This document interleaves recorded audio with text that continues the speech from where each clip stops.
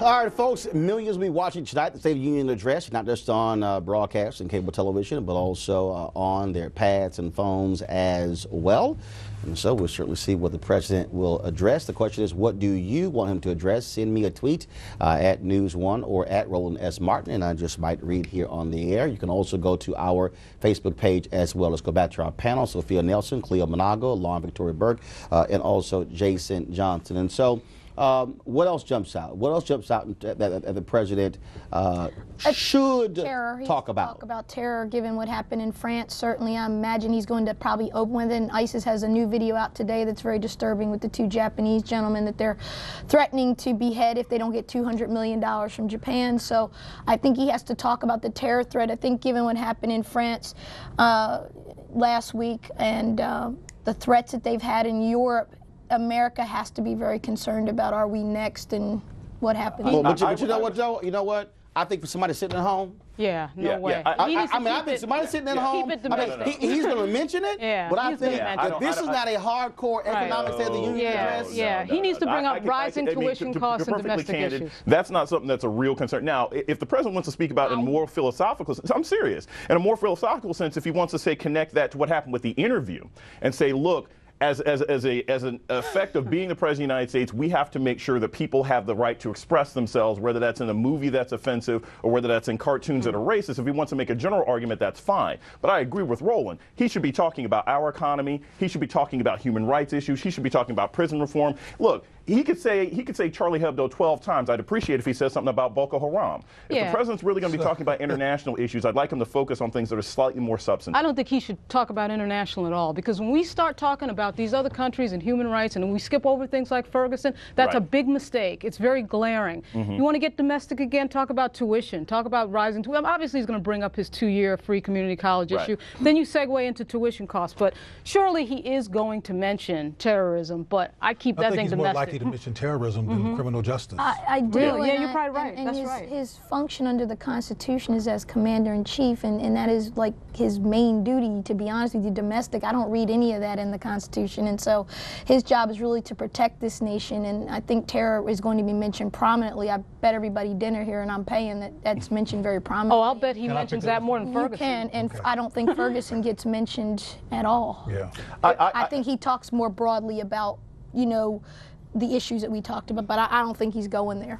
Well, I think in a way, and this is the next to last, it's the next to last State of the Union, right? I think he's also going to be teeing some things up for 2016, which means I do think he's going to be talking about some of those issues. He's got to, this is his last chance to speak to the coalition that he built over the last 6 years to try and help out Hillary or Biden or O'Malley or something else like that. So I can't imagine he's going to ignore hundreds of thousands of people who've been protesting across the country. Exactly right. He's going to say something. This is the White House that told us for 4 years that they couldn't bring up any race issues because they were going to do it in the second term. Well, it's the second term now, and you're second to the last State of the Union. You can say whatever you want. So if you can't talk about race now, when can you talk about it? There's always some reason not to talk about it. At some point, it should be talked about. And you know, I'm tired of the excuses or the reasoning or, you know, well, he can't really talk about that. He can do whatever he wants. You're the President of the United States. You can do whatever you want. He doesn't want to. Well, right.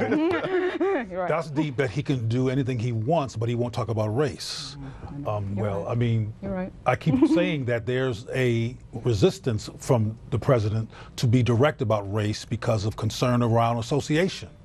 So we'll see what happens, but I can't imagine him using this position to talk about race issues. And Sophia's going to be right. It's going to be more terrorism and no mention of Ferguson. To be perfectly candid, look, the president talks about race quite a bit, just not in ways that most people find to be particularly helpful or substantive. That's the issue. Well, that's not helpful all the time. He's just talking about that's not helpful. A passive-aggressive, unclear, abstract approach to race is might as well not even talk about. It's actually not that abstract. If you look at his speech at the 50th anniversary of the March on Washington, there was nothing abstract about that. Unfortunately, that was not an abstraction. And that was, I thought, one of the lowest points for him with regard to referring to race. Well, I'm talking about helpful referrals to. I mean, race. community college, what the president would say is community college is very helpful to people of color, especially with working class and poor. It is, but the way Roland couched it as we open with the sentencing and the criminal justice, I do believe that he does need to talk about that. And I think the community college, it's innovation, it's job creation, it's education. That is the way to lift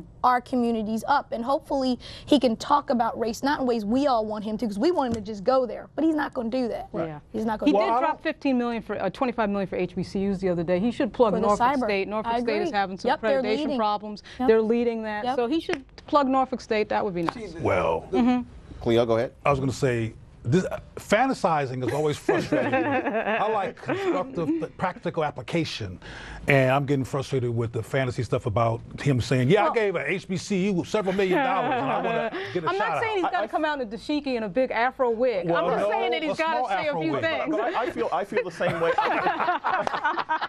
I mean, you know, he can play Nat X and Luther the anger management person all he wants, but at the end of the day, I agree with you. Substantive and practical things matter. As an academic, when I look at this college tuition plan and the idea of free community college, again, I think that's a lifting all boats situation. People of color will be helped, poor people will be helped, et cetera, but you got to tell me how to pay for it. And that's one of the issues that I've had. All that is hopeful, but because at the risk of sounding selfish, black self-concept drives everything in terms of ultimately the quality of our lives. So when things are abstract, even when people get money in an abstract situation, in terms of self-concept, there's no benefit if you're not unless you're direct about the importance of black lives in this country. Also, the last spending bill he did dropped $1.6 billion for Egypt, and we're sitting around talking about how we can't pay for 2 years of community college. I mean, I know it's astronomically expensive, but we drop money on other countries like crazy, and then we can't find money for our own people right here. There's something wrong with that. I think you're raising a good point, though. It's as we are Selma 50, and we are, looking back at those who sacrificed so that all of us could do what we do and have what we have. I think you're talking about the will here, and it is interesting. The President of the United States finds himself in an interesting conundrum that he has from day one, which is every time he's talked about race, Skip Gates, anything else, he gets whacked for it. Well, and I think it's always a whack approach. Well, you're right. Well, okay, but I'm just saying that ultimately, I think they are still not comfortable at this White House on how to talk about it yet. They don't know how to go there without alienating the mainstream of America and the broader white America that just doesn't see black lives the way all of us. But like somebody said, he's in his last legs I get of his that, presidency. but I'm telling you, this is a fantasy again. That's right. It's a fantasy, There's but things he can do now without worrying about losing the vote. If a Southern president can get up there and say, "We shall overcome" in 1964, with what was going on in the background, it's different. yeah, okay, he was a white man. It's different. It was still tough to say for a Southern president. It caused a complete reorganization of the Democratic Party, and we know it. But he still did it. Right. He still did it. So just because he's white doesn't mean he's not brave. He still did it. Now, but that also has to do with the general concept of political will. This is not what President Obama does. I guess part of this for me is I don't know why people keep trying to project onto him a man that he has never been. So you have to be happy with who he actually is. Who he actually is. I mean, if we're going to stay in Teddy Riley's fantasy, we can fantasize about what kind of man Obama's going to be, but it's clear that President Obama is a minimalist. He's a pragmatist in his own mind, so he's not going to do some radical, amazing thing that's going to change people's lives. This is not radical. To mention Ferguson is not radical. Well, speaking of radical, I'm paying some bills. So we come back. I'm going to chat with Deborah Owens about the economic issue the president should be dealing with. Of course, she is America's wealth coach. We'll deal with that when we come back. News 1 Now on TV1.